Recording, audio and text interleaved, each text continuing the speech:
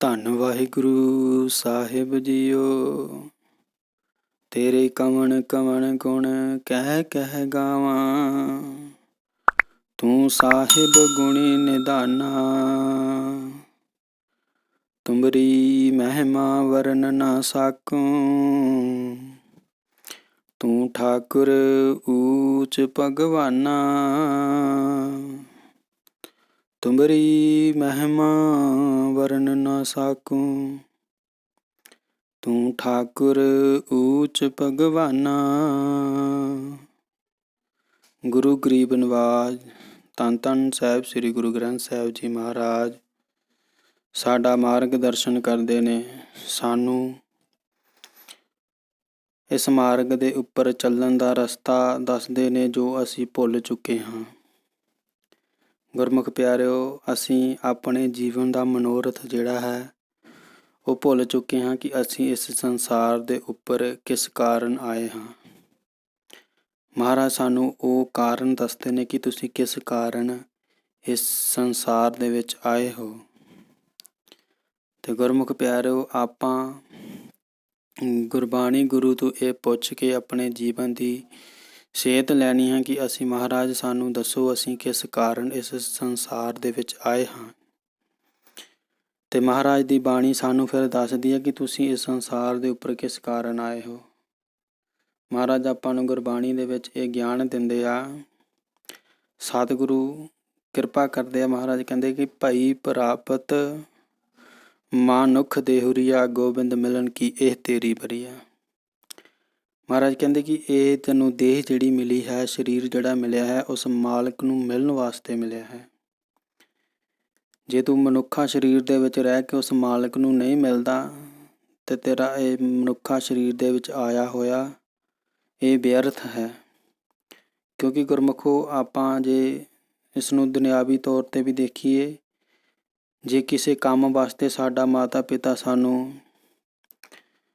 ਕੁਝ ਚੀਜ਼ ਦੇ ਕੇ, ਕੁਝ ਪੈਸੇ ਦੇ ਕੇ ਕਿਸੇ ਬਾਜ਼ਾਰ ਦੇ ਵਿੱਚ ਸਾਨੂੰ ਭੇਜ ਦੇਵੇ ਕਿ ਫਲਾਣੀ ਚੀਜ਼ ਤੁਸੀਂ ਲੈ ਕੇ ਆਉਣੀ ਹੈ, ਅਤੇ ਗੁਰਮੁਖ ਪਿਆਰਿਓ, ਜੇ ਆਪਾਂ ਉਹ ਪੈਸੇ ਖਰਚ ਕਰ ਦਈਏ ਔਰ ਚੀਜ਼ ਨਾ ਲੈ ਕੇ ਆਈਏ ਤਾਂ ਫਿਰ ਮਾਤਾ ਪਿਤਾ ਸਾਡੇ ਕਿਵੇਂ ਦੁਖੀ ਹੋਣਗੇ ਸਾਡੇ 'ਤੇ। ਉਹ ਸੋਚਣਗੇ ਕਿ ਇਹ ਕੈਸਾ ਬੱਚਾ ਸਾਡਾ ਹੈ ਕਿ ਇਸ ਨੂੰ ਆਪਣੇ ਘਰ ਦਾ ਫਿਕਰ ਹੀ ਕੋਈ ਨਹੀਂ। ਅਤੇ ਗੁਰਮੁਖ ਪਿਆਰਿਓ, ਇਸੇ ਤਰੀਕੇ ਦੇ ਨਾਲ ਸਾਡਾ ਉਹ ਮਾਲਕ ਨਿਰੰਕਾਰ ਸਾਡਾ ਪਿਤਾ ਹੈ, ਸਾਡਾ ਮਾਤਾ ਪਿਤਾ ਉਹ ਮਾਲਕ ਹੈ।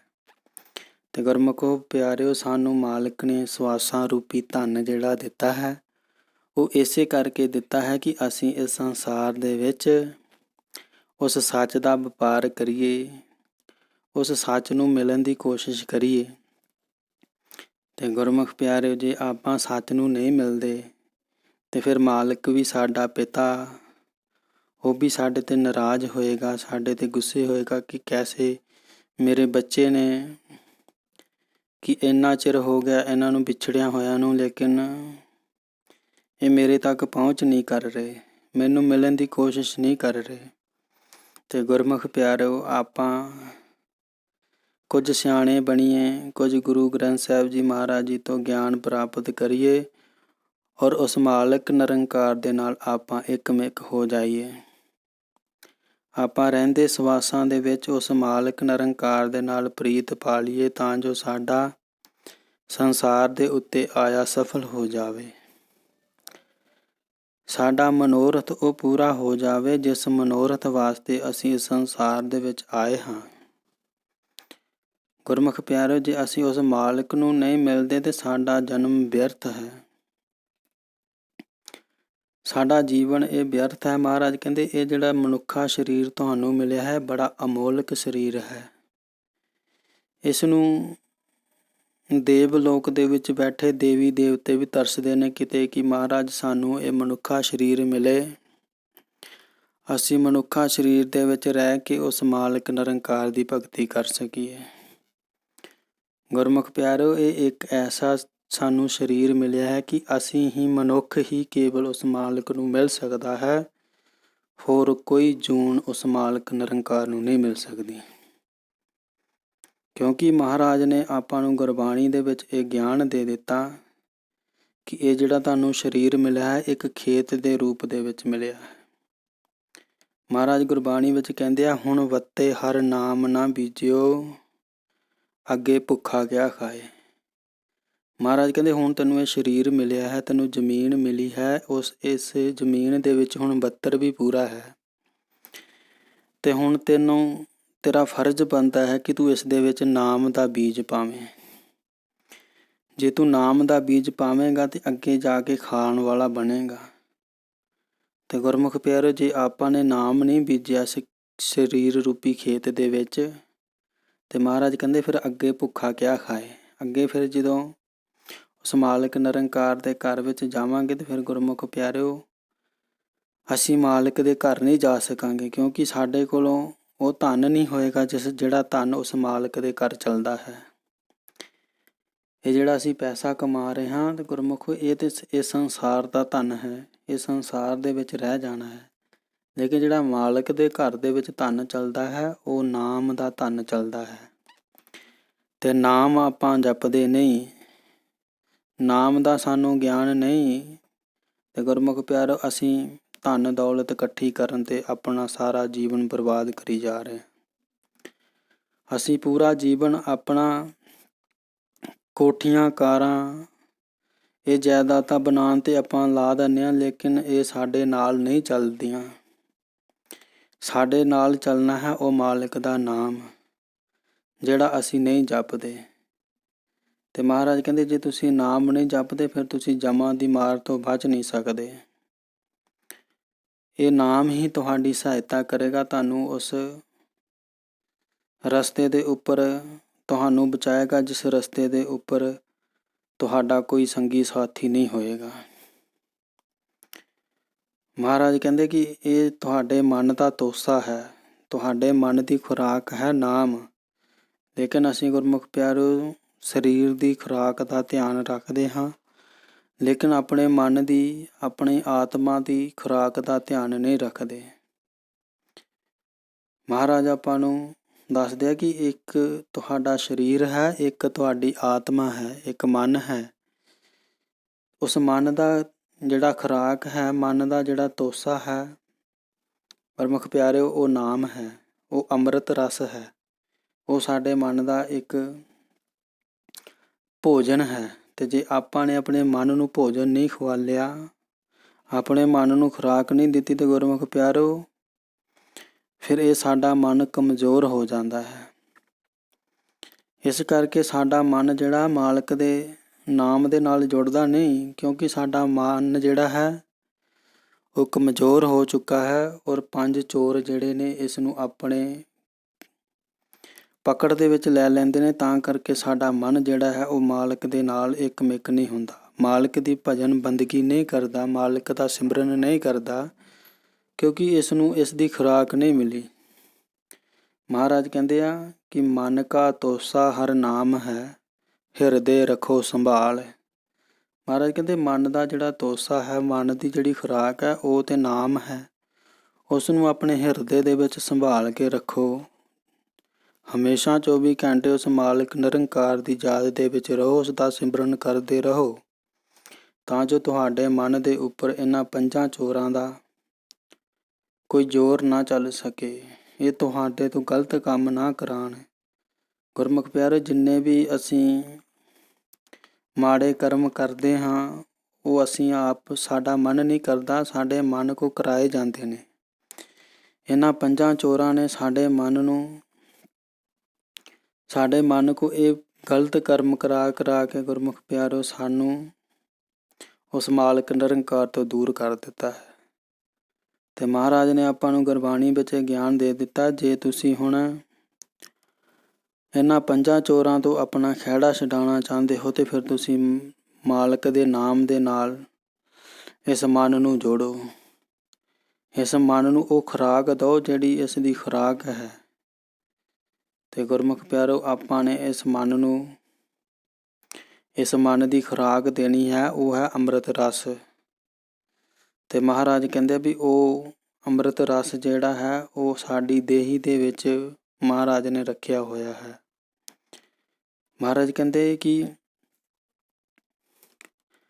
ਇਸ ਦੇਹੀ ਦੇ ਵਿੱਚ ਅੰਮ੍ਰਿਤ ਰਸ ਵੀ ਹੈ ਔਰ 5 ਚੋਰ ਵੀ ਇਸ ਦੇਹੀ ਦੇ ਅੰਦਰ ਹੀ ਰਹਿੰਦੇ ਨੇ। ਮਹਾਰਾਜ ਕਹਿੰਦੇ ਇਸ ਦੇਹੀ ਮੇਂ 5 ਚੋਰ ਵਸੈ, ਕਾਮ ਕ੍ਰੋਧ ਲੋਭ ਮੋਹ ਹੰਕਾਰਾ, ਅੰਮ੍ਰਿਤ ਲੂਟੈ ਮਨ ਮੁਖ ਨਹੀਂ ਬੂਝੈ, ਨਾ ਕੋਈ ਸੁਣੇ ਪੁਕਾਰਾ। ਮਹਾਰਾਜ ਕਹਿੰਦੇ ਵੀ ਇਹ ਜਿਹੜੇ 5 ਚੋਰ ਤੁਹਾਡੀ ਦੇਹੀ ਦੇ ਵਿੱਚ ਵਸਦੇ ਨੇ, ਇਹ ਤੁਹਾਡਾ ਅੰਮ੍ਰਿਤ ਲੁੱਟੀ ਜਾ ਰਹੇ ਨੇ। ਲੇਕਿਨ ਤੁਸੀਂ ਮਨਮੁਖ ਹੋ ਗਏ, ਤੁਸੀਂ ਉਸ ਗੁਰੂ ਤੋਂ ਆਪਣਾ ਨਾਤਾ ਤੋੜ ਲਿਆ। ਇਸ ਕਰਕੇ ਤੁਹਾਨੂੰ ਪਤਾ ਨਹੀਂ ਚੱਲ ਰਿਹਾ ਕਿ ਤੁਹਾਡੇ ਮਨ ਦੀ ਖੁਰਾਕ ਜਿਹੜੀ ਇਹਦੇ 5 ਚੋਰ ਖਾਈ ਜਾ ਰਹੇ ਨੇ। ਉਹ ਅੰਮ੍ਰਿਤ ਰਸ ਜਿਹੜਾ ਸਾਡੇ ਮਨ ਦੀ ਖੁਰਾਕ ਸੀ, ਉਹ ਤੇ 5 ਚੋਰ ਖਾਈ ਜਾ ਰਹੇ ਨੇ। ਸਾਡਾ ਮਨ ਹੁਣ ਕਮਜ਼ੋਰ ਹੋ ਗਿਆ ਗੁਰਮੁਖੋ। ਇਹ ਸਾਡਾ ਮਨ ਕਮਜ਼ੋਰ ਹੋਣ ਕਾਰਨ ਇਹਨਾਂ 5 ਚੋਰਾਂ ਦਾ ਸੰਗ ਕਰ ਲੈਂਦਾ ਹੈ ਤੇ ਇਹਨਾਂ 5 ਚੋਰਾਂ ਦੇ ਨਾਲੋਂ ਆਪਣਾ ਖਹਿੜਾ ਛਡਾਉਣ ਵਾਸਤੇ ਗੁਰਮੁਖ ਪਿਆਰੋ ਸਾਨੂੰ ਉਸ ਮਾਲਕ ਨਿਰੰਕਾਰ ਦੇ ਨਾਮ ਦੇ ਨਾਲ ਇੱਕਮਿਕ ਹੋਣਾ ਪਏਗਾ। ਉਸ ਦਾ ਨਾਮ ਸਿਮਰਨ ਕਰਨਾ ਪਏਗਾ ਸਾਨੂੰ। ਜਿੰਨਾ ਚਿਰ ਅਸੀਂ ਸਿਮਰਨ ਨਹੀਂ ਕਰਦੇ, ਉਹਨਾਂ ਚਿਰ ਸਾਡੇ ਮਨ ਦੀ ਖੁਰਾਕ ਨਹੀਂ ਮਿਲੇਗੀ।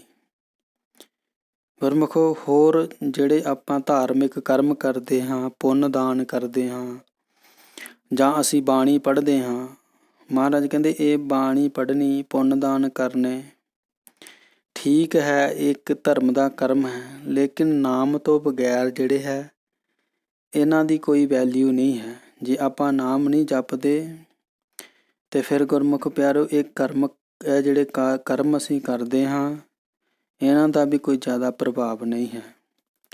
ਮਹਾਰਾਜ ਆਪਾਂ ਨੂੰ ਗੁਰਬਾਣੀ ਵਿੱਚ ਗਿਆਨ ਦਿੰਦੇ ਹਾਂ।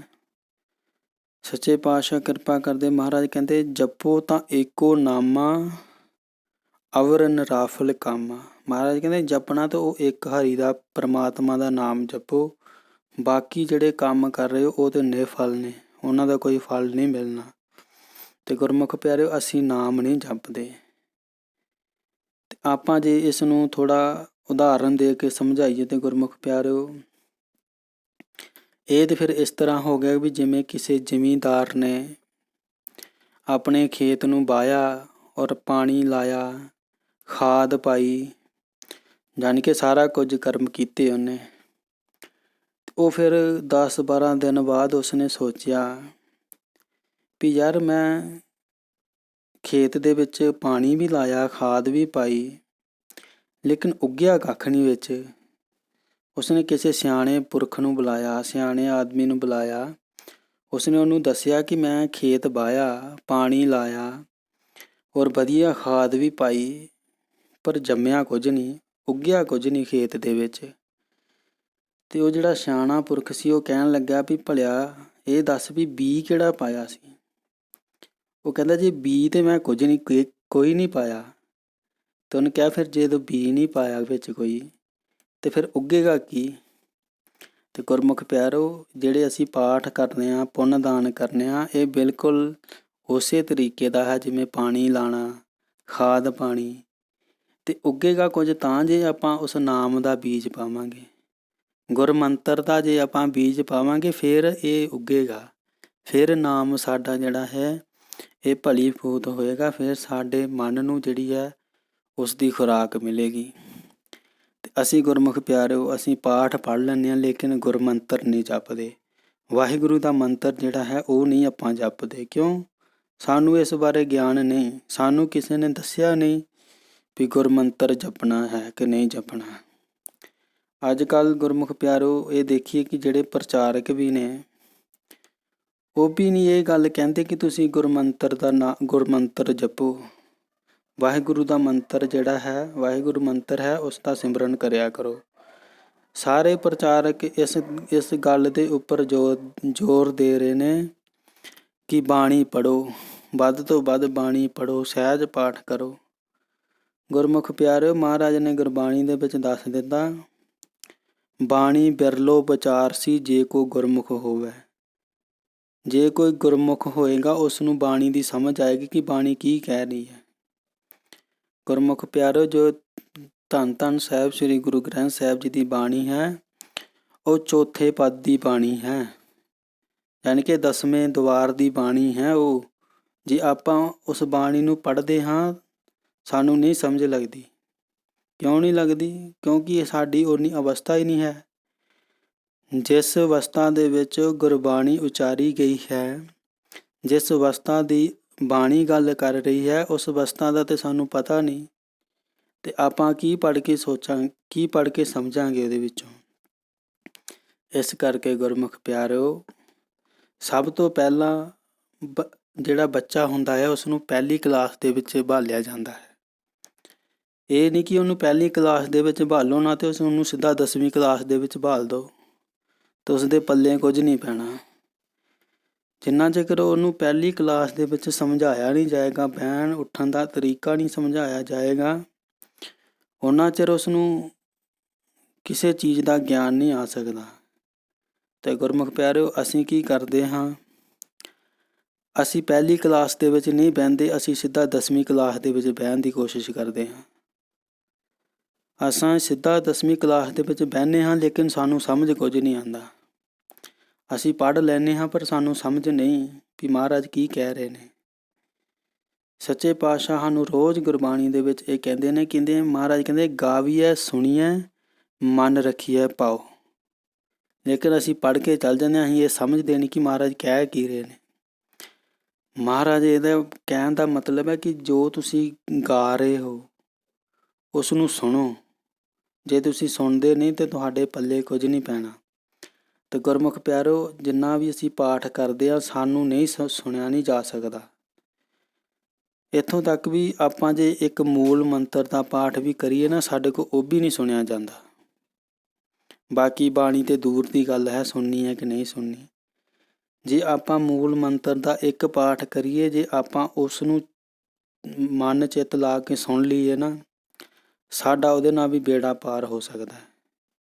ਲੇਕਿਨ ਸਾਨੂੰ ਸੁਣਨ ਦੀ ਆਦਤ ਨਹੀਂ ਹੈ, ਸਾਨੂੰ ਪੜ੍ਹਨ ਦੀ ਆਦਤ ਹੈ, ਸਾਨੂੰ ਸੁਣਨ ਦੀ ਆਦਤ ਨਹੀਂ। ਅਤੇ ਮਹਾਰਾਜ ਨੇ ਇਸ ਕਰਕੇ ਸਾਨੂੰ ਵਾਹਿਗੁਰੂ ਮੰਤਰ ਦਿੱਤਾ ਹੈ, ਕਿਉਂਕਿ ਇਹ 4 ਅੱਖਰਾਂ ਦਾ ਮੰਤਰ ਹੈ। ਇਸ ਨੂੰ ਆਪਾਂ ਸੁਣ ਸਕਦੇ ਹਾਂ, ਇਸ ਨੂੰ ਆਪਾਂ ਜ਼ੁਬਾਨ ਤੋਂ ਬੋਲ ਕੇ ਸੁਣ ਸਕਦੇ ਹਾਂ। ਅਤੇ ਗੁਰਮੁਖ ਪਿਆਰੇ, ਉਹ ਅਸੀਂ ਨਹੀਂ ਕਰਦੇ, ਉਸ ਨੂੰ ਆਪਾਂ ਨਹੀਂ ਸੁਣਦੇ। ਅਤੇ ਜੇ ਉਸ ਨੂੰ ਆਪਾਂ ਸੁਣਾਂਗੇ ਨਹੀਂ ਤਾਂ ਸਾਡੀ ਅਵਸਥਾ ਕੋਈ ਬਣੇਗੀ ਨਹੀਂ, ਅਤੇ ਗੁਰਬਾਣੀ ਆਪਾਂ ਨੂੰ ਸਮਝ ਨਹੀਂ ਆਏਗੀ ਕਿ ਗੁਰਬਾਣੀ ਕੀ ਕਹਿ ਰਹੀ ਹੈ।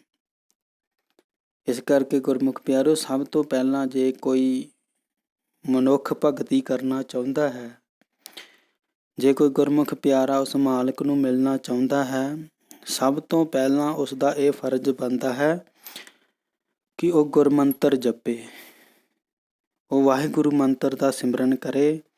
ਫਿਰ ਉਸ ਦੀ ਕੁਝ ਅਵਸਥਾ ਬਣੇਗੀ, ਫਿਰ ਉਸ ਨੂੰ ਗੁਰਬਾਣੀ ਦੀ ਸਮਝ ਲੱਗੇਗੀ ਕਿ ਗੁਰੂ ਗ੍ਰੰਥ ਸਾਹਿਬ ਜੀ ਸਾਨੂੰ ਕੀ ਸਮਝਾਉਣਾ ਚਾਹੁੰਦੇ ਨੇ, ਔਰ ਮਹਾਰਾਜ ਸਾਨੂੰ ਕੀ ਉਪਦੇਸ਼ ਦੇ ਰਹੇ ਨੇ ਕਿ ਉਸ ਮਾਲਕ ਤੱਕ ਕਿਵੇਂ ਮਿਲਣਾ ਹੈ।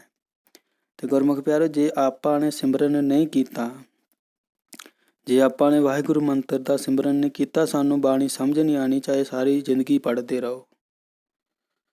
ਇਸ ਕਰਕੇ ਗੁਰਮੁਖ ਪਿਆਰਿਓ, ਪਹਿਲਾਂ ਪਹਿਲੀ ਕਲਾਸ ਦੇ ਵਿੱਚ ਬੈਠੀਏ, ਫਿਰ ਉੱਥੋਂ ਸਿੱਖਿਆ ਲਈਏ ਅਤੇ ਫਿਰ ਅਗਲੀਆਂ ਕਲਾਸਾਂ ਦੇ ਵਿੱਚ ਬਹਿਣ ਦੀ ਕੋਸ਼ਿਸ਼ ਕਰੀਏ। ਇਹ ਨਹੀਂ ਕਰੀਏ ਕਿ ਅਸੀਂ ਪਹਿਲੀ ਕਲਾਸ ਦੇ ਵਿੱਚ ਬੈਠੀਏ ਨਾ ਔਰ ਸਿੱਧਾ 10ਵੀਂ ਕਲਾਸ ਦੇ ਵਿੱਚ ਬਹਿਣ ਦੀ ਕੋਸ਼ਿਸ਼ ਕਰੀਏ। ਅਤੇ ਗੁਰਮੁਖ ਪਿਆਰਿਓ, ਆਪਾਂ 10ਵੀਂ ਕਲਾਸ ਦੇ ਵਿੱਚ ਬੈਠ ਜਾਵਾਂਗੇ, ਲੇਕਿਨ ਸਾਨੂੰ ਉਹ ਸਮਝ ਨਹੀਂ ਲੱਗੇਗੀ ਕਿ 10ਵੀਂ ਕਲਾਸ ਦੀ ਪੜ੍ਹਾਈ ਕਿਹੋ ਜਿਹੀ ਹੈ। ਜੇ ਆਪਾਂ ਪਹਿਲੀ ਕਲਾਸ ਦੇ ਵਿੱਚ ਨਹੀਂ ਪੜ੍ਹਿਆ ਤਾਂ 10ਵੀਂ ਕਲਾਸ ਦੇ ਵਿੱਚ ਜਾ ਕੇ ਕੀ ਪੜ੍ਹ ਲਾਂਗੇ। ਇਸ ਕਰਕੇ ਗੁਰਮੁਖ ਪਿਆਰਿਓ, ਜੇ ਪਹਿਲਾਂ ਆਪਾਂ ਪਹਿਲੀ ਕਲਾਸ ਦੇ ਵਿੱਚ ਬੈਠਾਂਗੇ, ਫਿਰ ਆਪਾਂ 10ਵੀਂ ਕਲਾਸ ਦੇ ਵਿੱਚ ਬੈਠਾਂਗੇ, ਫਿਰ ਆਪਾਂ ਨੂੰ ਗੁਰਬਾਣੀ ਦੀ ਸਮਝ ਲੱਗੇਗੀ ਕਿ ਮਹਾਰਾਜ ਕੀ ਕਹਿਣਾ ਚਾਹੁੰਦੇ ਨੇ ਗੁਰਬਾਣੀ ਦੇ ਵਿੱਚ। ਅਤੇ ਆਪਾਂ ਗੁਰਮੁਖ ਪਿਆਰਿਓ, ਵਾਹਿਗੁਰੂ ਸਿਮਰਨ ਦਾ ਵੱਧ ਤੋਂ ਵੱਧ ਸਿਮਰਨ ਕਰੀਏ, ਤਾਂ ਜੋ ਆਪਾਂ ਨੂੰ ਉਸ ਮਾਲਕ ਨਿਰੰਕਾਰ ਦੀ ਜਿਹੜੀ ਹੈ ਬਾਣੀ ਦੀ ਸਮਝ ਆ ਸਕੇ ਕਿ ਮਹਾਰਾਜ ਕੀ ਕਹਿਣਾ ਚਾਹੁੰਦੇ ਨੇ। ਜਿੰਨਾ ਚਿਰ ਅਸੀਂ ਬਾਣੀ ਨੂੰ ਸਮਝ ਨਹੀਂ ਸਕਦੇ ਗੁਰਮੁਖ ਪਿਆਰਿਓ, ਉਨਾ ਚਿਰ ਅਸੀਂ ਇਸੇ ਤਰ੍ਹਾਂ ਭਟਕਦੇ ਰਹਾਂਗੇ। ਇਹ ਭਟਕਣਾ ਸਾਡੀ ਉਦੋਂ ਖਤਮ ਹੋ ਜਾਏਗੀ ਜਦੋਂ ਆਪਾਂ ਵਾਹਿਗੁਰੂ ਮੰਤਰ ਦਾ ਸਿਮਰਨ ਕਰਾਂਗੇ। ਜੇ ਅਸੀਂ ਵਾਹਿਗੁਰੂ ਮੰਤਰ ਦਾ ਸਿਮਰਨ ਨਹੀਂ ਕਰਦੇ ਤਾਂ ਗੁਰਮੁਖ ਪਿਆਰਿਓ, ਸਾਡਾ ਫਿਰ ਮਾਲਕ ਦੇ ਨਾਲ ਮਿਲਾਪ ਵੀ ਨਹੀਂ ਹੋ ਸਕਦਾ। ਕਿਉਂਕਿ ਮਹਾਰਾਜ ਨੇ ਗੁਰਬਾਣੀ ਵਿੱਚ ਕਹਿ ਦਿੱਤਾ ਹੈ, ਜਪੋ ਤਾਂ ਏਕੋ ਨਾਮਾ ਅਵਰ ਨਿਰਾਫਲ ਕਾਮਾ। ਜੇ ਜਪਣਾ ਹੈ ਤਾਂ ਉਹ ਇੱਕ ਨਾਮ ਜਪੋ, ਉਸ ਮਾਲਕ ਦਾ ਨਾਮ ਜਪੋ, ਤੇ ਫਿਰ ਤੁਹਾਡਾ ਜਿਹੜਾ ਜਨਮ ਹੈ ਉਹ ਸਫਲ ਹੋ ਸਕਦਾ ਹੈ। ਫਿਰ ਤੁਹਾਡਾ ਸੰਸਾਰ ਦੇ ਉੱਪਰ ਆਇਆ ਸਫਲ ਹੈ। ਫਿਰ ਤੁਹਾਡੀ ਮਾਲਕ ਦੇ ਦਰ ਦੇ ਉੱਤੇ ਕੀਤੀ ਭਗਤੀ ਵੀ ਕਬੂਲ ਹੈ।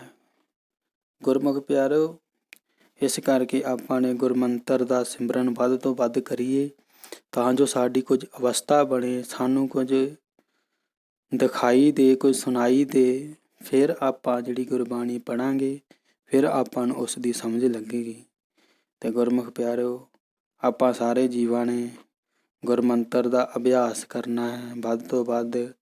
ਅਗਰ ਸ਼ੁਰੂਆਤ ਕਰਨੀ ਹੈ ਤਾਂ 10-15 ਮਿੰਟ ਤੱਕ ਜ਼ਰੂਰ ਕਰਿਆ ਕਰੋ। ਉਸ ਤੋਂ ਬਾਅਦ 20 ਮਿੰਟ, ਅੱਧਾ ਘੰਟਾ, ਘੰਟਾ, ਡੇਢ ਘੰਟਾ, ਇਸ ਤਰ੍ਹਾਂ ਆਪਾਂ ਸਿਮਰਨ ਕਰ ਸਕਦੇ ਹਾਂ ਅਭਿਆਸ। ਅਤੇ ਗੁਰਮੁਖੋ, ਸ਼ੁਰੂਆਤ ਜ਼ਰੂਰ ਕਰੋ। ਸਵੇਰੇ, ਸ਼ਾਮੀ, ਦੁਪਹਿਰੀ, ਜਦੋਂ ਟਾਈਮ ਲੱਗਦਾ ਹੈ ਉਦੋਂ ਕਰੋ, ਕਿਉਂਕਿ ਮਾਲਕ ਦਾ ਨਾਮ ਲੈਣ ਦਾ ਕੋਈ ਸਮਾਂ ਨਹੀਂ ਹੈ।